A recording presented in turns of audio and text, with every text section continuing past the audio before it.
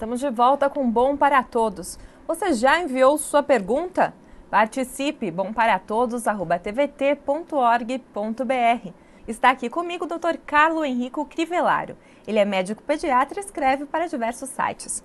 Olá, Dr. Carlo, muito obrigada pela sua participação. Eu que agradeço a oportunidade. Dr. Carlo, por falta de estímulos, as crianças elas estão adoecendo mais? Sim, a falta de estímulos e o sedentarismo estão muito ligados à obesidade infantil, né? Que está virando uma epidemia, não só no Brasil, mas no mundo inteiro. E com isso estão adoecendo mais, sim, com doenças que antes ocorriam mais tarde, como problemas cardiovasculares, diabetes, hipertensão, problemas ósseos, que antes eram mais restritos a adultos e pessoas com mais idade, estão ocorrendo cada vez mais cedo devido ao sedentarismo. Isso já é comprovado. A falta de exercícios prolongados nas crianças acarreta nessa série de doenças. Sim, já é comprovado. E dá para correr atrás, doutor Carlo, do tempo perdido? Uma criança que nunca foi acostumada a fazer exercício, de repente, com 13 anos, o pai coloca em escolinha de futebol, natação, tudo ao mesmo tempo. Então, sempre dá para recuperar, né? Fica mais difícil se a criança já não vem com o hábito, se ela não vê os pais fazendo exercícios, que os pais não têm esse hábito. Então fica um pouco mais difícil, mas dá sim, dá para correr atrás, nunca é tarde.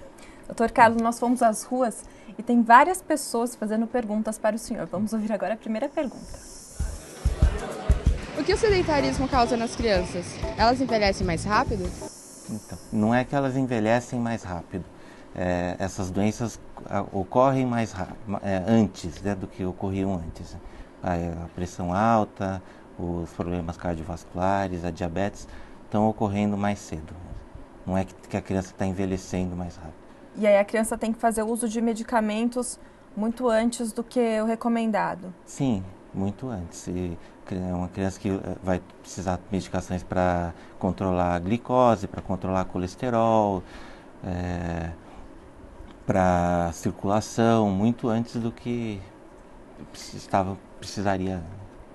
A pergunta agora é da Priscila. Ela tem uma filhinha de 1 ano e ela é dona de casa.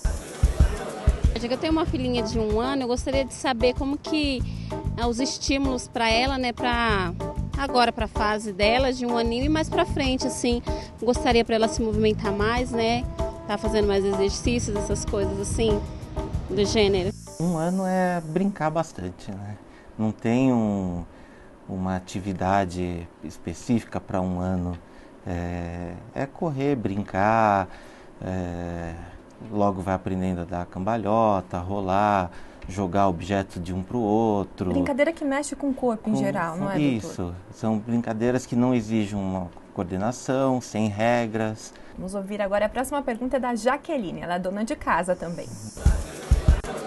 Os estímulos fazem as crianças se desenvolverem muito mais rápido? Quanto mais estimulada é a criança, maior vai ser a habilidade, isso em todas os órgãos, as funções nossas. E a gente tem que prestar atenção no estímulo de cada fase, não é, doutor? Sim, a cada fase o estímulo tem que ser diferente. Por exemplo, que estímulo deve ser feito uma criança de 1 ano? É diferente de uma criança de 3? 1 ano e 3 ainda é parecido, que são essas atividades que não exigem muito da criança, né? Então são brincadeiras, sem regras fixas, atividades assim como correr, natação, chutar bola, não pode ter, elas ainda não sabem brincar em grupo e ainda não tem uma coordenação motora mais fina, a coordenação motora é mais grosseira ainda. E é importante levar essas crianças para aulas de esportes? Sim, elas podem participar desse tipo de brincadeiras, né? Que não exijam muito dela ainda, que o período é pouco, porque elas cansam rápido. Tem uma atividade mais adequada para cada idade da criança? Tem sim, então para essa idade assim de 2 até uns 5, 6 anos que ainda não tem muita coordenação motora mais fina, são essas habilidades, atividades. Então vai depender muito da família. principalmente nessa idade? Vai depender muito da interação da família em estimular a criança. Isso, e os pais têm que não só encorajar, como participar também. Depois dessa idade, doutor? A partir de 6 anos já tem um pouco mais de coordenação e já consegue entender um pouco algumas regras e brincar, participar de atividades em grupos. Então dá para fazer alguns esportes mais organizados, como futebol, ou uma arte marcial, ou um tênis, ginástica olímpica, dança. Também a brincadeira de rua é muito importante, tem que ser muito levada em conta. Sim, que isso pelo tipo de vida, as crianças estão brincando cada vez menos na rua, né? Mas é muito importante, sim. Vamos ouvir agora a próxima pergunta do Anderson Martins, ele é vendedor de imóveis. Pais superprotetores, eles criam os filhos de forma sedentária? Sim, os pais que são superprotetores tendem a criar as crianças mais sedentárias, né? Claro, não são todos, mas em geral é assim. Pela própria superproteção, medo de machucar, de deixar sair na rua, as crianças em geral ficam mais em casa.